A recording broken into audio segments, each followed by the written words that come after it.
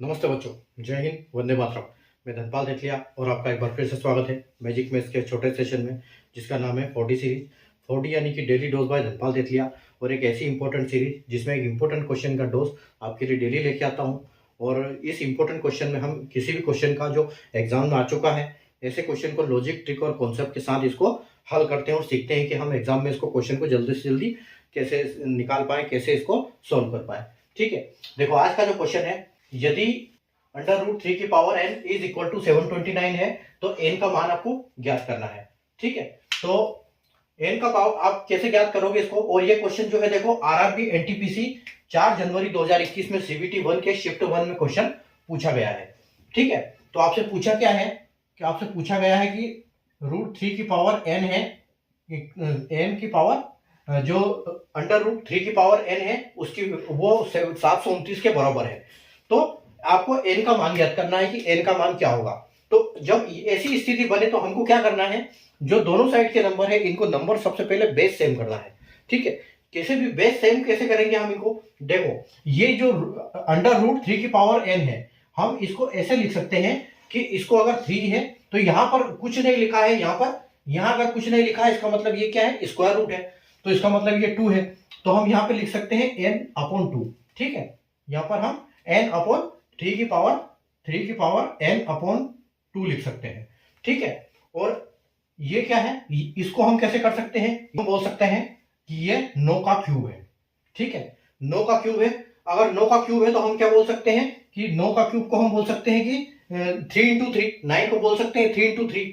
तो इसका मतलब क्या होता है, जब बेस सेम होती है तो पावर ऐड होती है। ठीक है, तो हम इसको लिख सकते हैं यहाँ पावर 6। ठीक है, 3 की पावर हम 6 से लिख सकते हैं। तो यहाँ पर हमारा क्या हो जाएगा, बेस हमारा सेम हो जाएगा। ठीक है, तो जब बेस हमारा सेम हो जाएगा तो हम क्या करेंगे, देखो यहाँ पर हम इस बेस को काट सकते हैं क्योंकि हमको अभी पावर से ही मतलब है।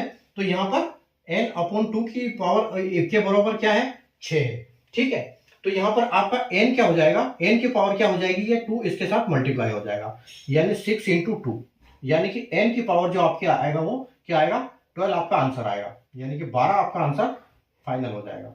ठीक है, तो 12 ऑप्शन बी जो है यहाँ पर आप बिल्कुल करेक्ट हो जाएगा। उसी तरह का हम एक और क्वेश्चन करते हैं। देखो, तो अगर हम एक और क्वेश्चन करते हैं तो एक क्वेश्चन क्या है हमारे पास कि ये √5 है और यहाँ पर 3 की पावर n है। ठीक है, और ये 81 है। ठीक है, तो जब इसको सोल्व करेंगे तो कैसे सोल्व करेंगे हम। ठीक है, यहां पर देखो, यहां पर हमारे पास कुछ नहीं था इसलिए हमने स्क्वायर लगाया, क्योंकि स्क्वायर कुछ लिखा नहीं होता है, वो स्क्वायर होता है। यहां पर 5 लिखा होता है, 5 लिखा है, यानी कि हम इसको क्या बोल सकते हैं, इसको हम बोल सकते हैं कि 3 की पावर क्या है, n/5 है। ठीक है, और 81 क्या होता है, 81 होता है 3 की पावर 4, यानी 3 × 9, 9 × 27 और 27 × 81। ठीक है, तो हम इसको बोल सकते हैं कि ये 3 की पावर 4 है।